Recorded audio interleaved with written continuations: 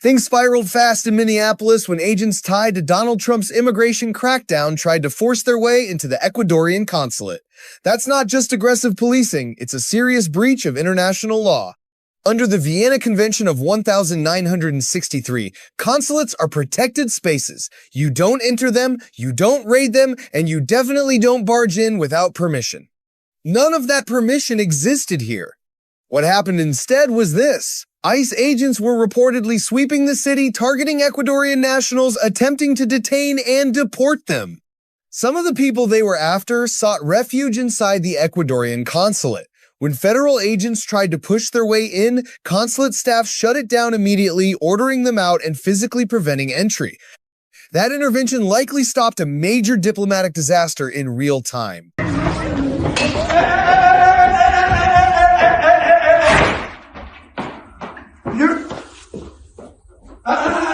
This is the question I like. Relax. Okay, relax. I cannot enter. And if you touch me, I will grab you. If you touch me, I will grab you.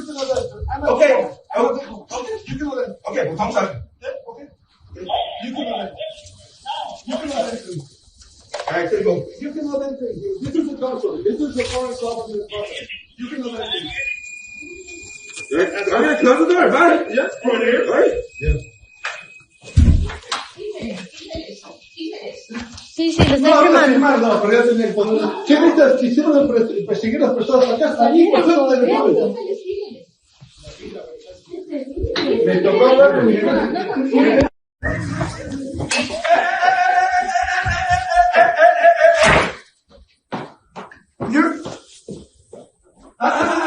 This is the question I like.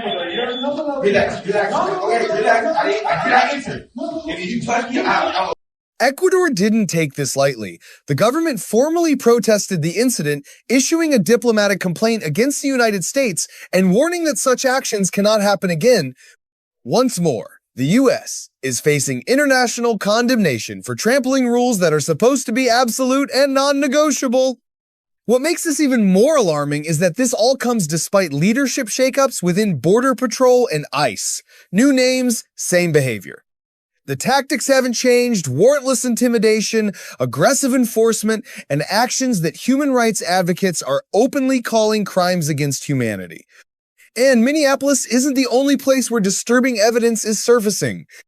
Leaked footage from inside an ICE detention center in Baltimore shows dozens of people packed into a single holding cell. No beds, no bathrooms, no dignity. These are not temporary holding rooms. Miren cómo nos tienen aquí, miren qué migración que nos tienen, y gente que estamos legales, gente que no estamos legales, gente que está perdiendo su familia, nos están secuestrando, nos tienen en un depósito aquí en Baltimore, nos tienen en la 31 Huskin.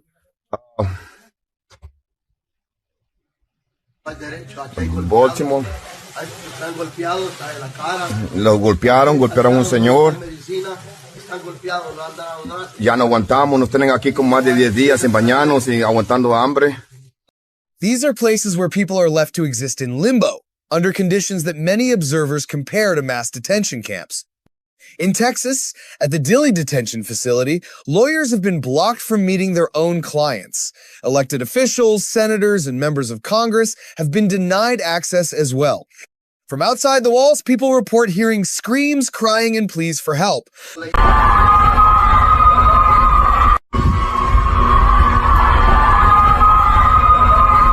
Drone footage shows detainees dressed in identical clothing moving in tight formations. The images are chilling. They don't look like America. They look like history repeating itself in the worst way. Back in Baltimore, footage from the detention center at Hopkins Plaza shows families, including women and children, chanting for freedom. Lawyers attempting to enter were turned away, forced to listen to cries echoing through concrete walls.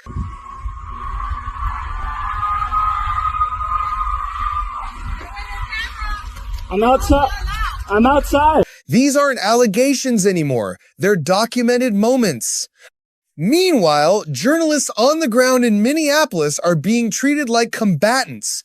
Video captured by independent reporters shows federal agents firing so-called less lethal rounds directly at members of the press at close range.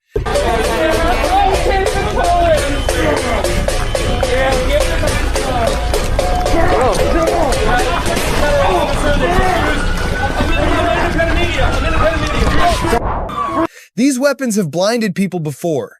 Some have killed. The scenes look less like crowd control and more like a war zone. One reporter was shoved to the ground, then exposed to chemical agents that left her gasping for air. She wasn't resisting, she wasn't interfering, she was documenting. And that, apparently, was enough. In response to all of this, a coalition of local prosecutors across the country has begun organizing to push back. They're tracking incidents, preserving evidence, and preparing for future prosecutions related to unlawful detentions, illegal searches, and civil rights violations once this chapter ends. Get back!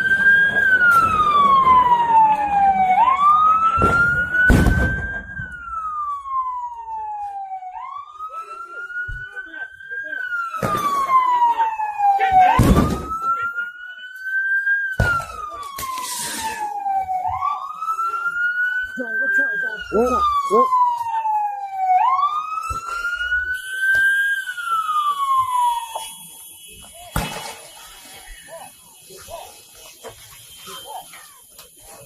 Tito! Oh, I got it. Come on, get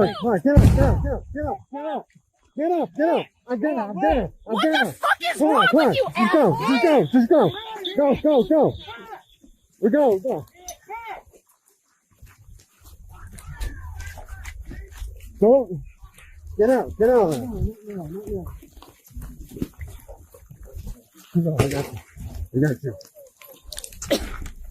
Come here. What? Here, go this way. This way. Okay, go. Come on. I can't breathe. I got you. Go on. Come here.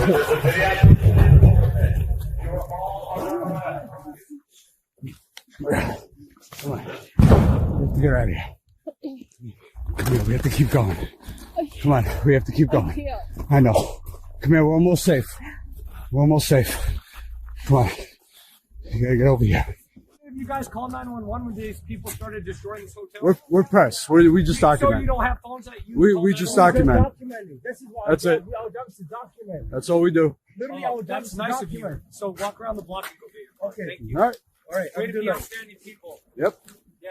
Destroying. Their message is simple. This won't be forgotten.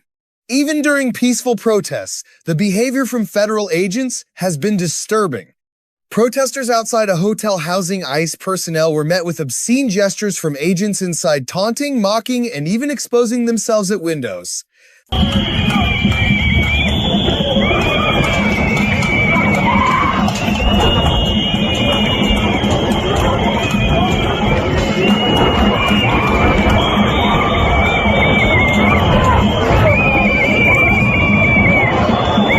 That's the culture on display. One viral clip captures an ICE agent threatening a legal observer with chilling words. If you raise your voice, we'll erase your voice. No ambiguity, no attempt to walk it back. I will tell you this, brother. What? You know, I will tell you this. You raise your voice, I raise your voice. If I raise my voice, you'll erase my... Exactly, yeah. Are you serious? You said if I raise my voice, you'll erase my voice? And yet, amid all of this, there are moments that cut straight to the heart. One protester in Minneapolis dressed in a walrus costume explained that he never cared about politics. He was just a gamer, comfortable, detached. But watching what happened to his neighbors forced him to choose empathy over silence. I've been working, trying to fight this. I was just a nerdy gamer guy that would like to go back to just playing video games with friends, but until we get the ICE out of Minnesota and hopefully abolished, I'm going to continue fighting because this is ridiculous. And I never thought I'd be a political activist. That's, my parents were well off. And so we didn't have to worry about it being white. You don't have to worry about it being a male. You don't have to worry about it being straight. We didn't have to worry about it. But it's gotten to a point where empathy needs to win over those people on the fence where it's not affecting them now. And we need to do something all together. And I think that's what's so big about this moment right now in Minnesota is we're showing up. Everybody is showing up. No matter where we're from. Right. So we spoke with Congressman Ro Khanna yesterday. One of the things that he told us is that he is going to introduce a bill to defund ICE. What are your thoughts on that? Needs to happen faster, but I appreciate those step forward. It feels like our government is way too slow right now, hence why we're out in the streets yelling for change. And the faster we can shut ICE down with the legal processes, I think the faster we can rebuild. And I'm hoping for that track, for our government here, because right now we're veering off the rails. Trump's ignoring all the legal court orders. His department, everything he's doing is showing he does not care about the rules. And we need some of our politicians to start fighting back, taking their gloves off as well. Stop worrying about who's going to vote for them. Stop worrying about their constituents, trying to get those moderate voters. We need to see action and passion from our leaders. He said he wants his old life back, but until his community is safe, he'll keep showing up. That's the real story here. This isn't about politics anymore. It's about whether laws matter, whether human dignity matters, and whether people who once felt untouched by power are finally realizing that indifference has a cost. Let me know what you think.